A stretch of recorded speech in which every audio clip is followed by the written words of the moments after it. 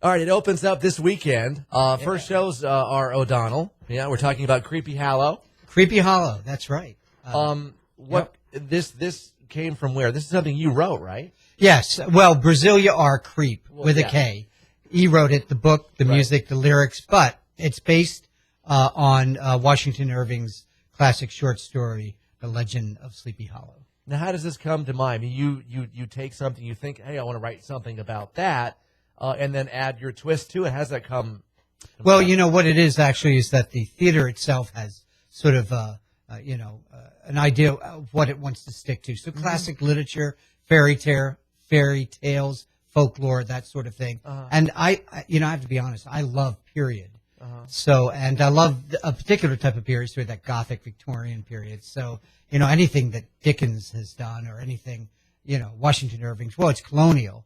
But we have, I think it was almost harder to costume this show than any that we've done because of the colonial aspect. So all the young kids in the classroom. Right. Yeah. That Ichabod, we switched the gender. So it's Ichabod Crane. But I found that when I was writing it in 1860, when it was the height of the popularity of this story, they just allowed started allowing women to teach. Because before then it was against the law and it was against the church to teach men, women teaching men. So, I said, oh, it'd be kind of cool to gender bend because we like to do that. We did that in A Christmas Carol.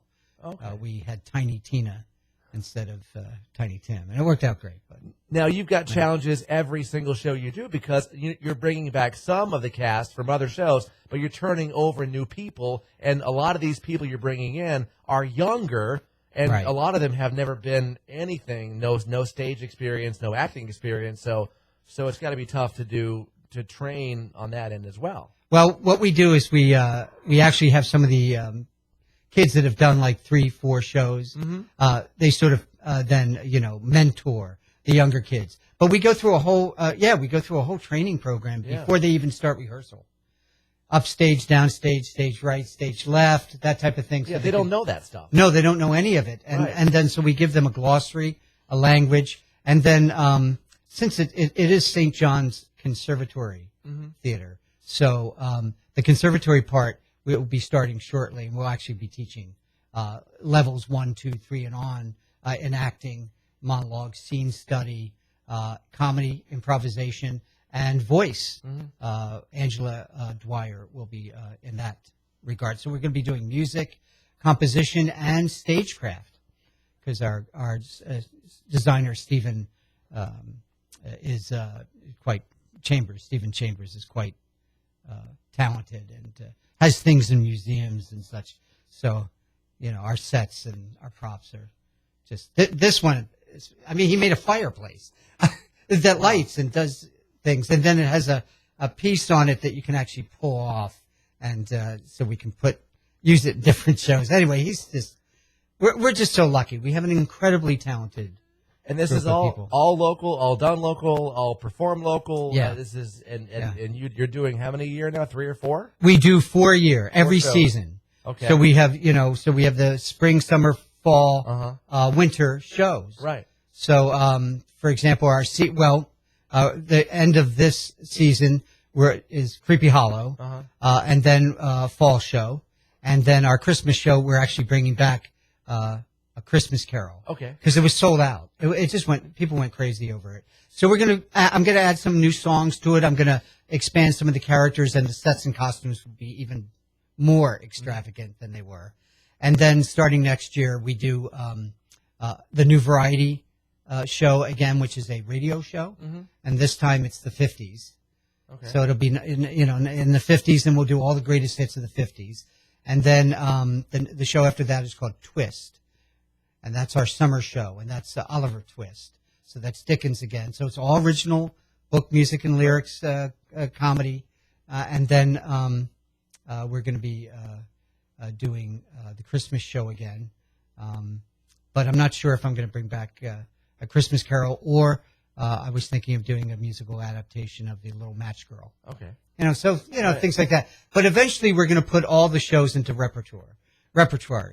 And then that means every 2 or 3 years you'll see a show come out, And you go, oh, I saw that like 3 years ago. Yeah, you should come see it. But it'll be a different cast. Right. We'll brush it up. We'll change things about it. But we have it. We own it. You see. Okay. So it's ours. So we can just pull it out and brush it off and do a new production of it. So we want to get about 10 to 15 shows in repertoire. And then every year we'll create just one new show instead of.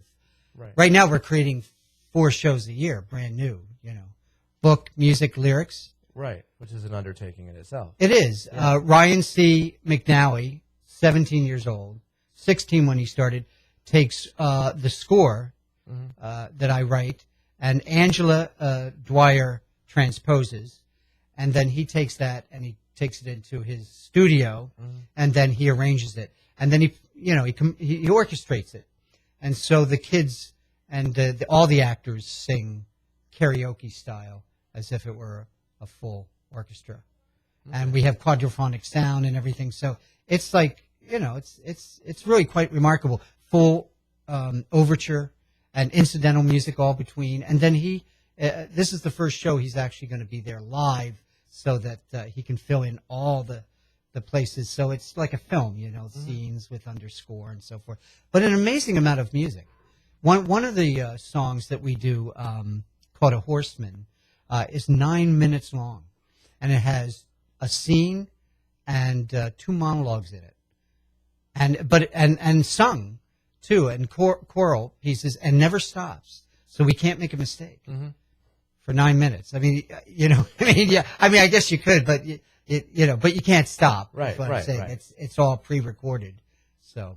All right, Kreepy Hollow opens up this weekend. That's right. Runs how many weeks? It runs 2 weekends. Okay. Consecutively. So so this Friday, Saturday, at 7:00 with a Sunday matinee. Okay. And then the following Friday and Saturday at 7:00, and again another 2:00 matinee.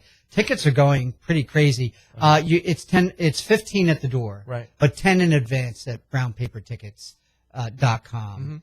And you just type in Kreepy Hollow, which is spelled with a K, and then Hollow is spelled like Halloween, H-A instead of H-O, so H-A-L-L-O-W. And it's a suggested donation, so we don't turn anyone away. If you can't afford it or you're a little low on cash, come to the door anyway. If you show up in a costume, there's prizes. Oh. So we would like it if people would actually show up in costume. In costume. That's across the board for any show. You show up in the costume, you're going to get mentioned, you're going to get to stand up, and we're going to give you a prize. It may be tickets, it may be all kinds of things. Yeah, we're very happy when people participate with us and bring a little bit of their own ambiance and theater and eclectic craziness. We like that. Kreepy Hollow begins this weekend. More info too at our Facebook page. Thanks for coming in today, R. Hey, you bet.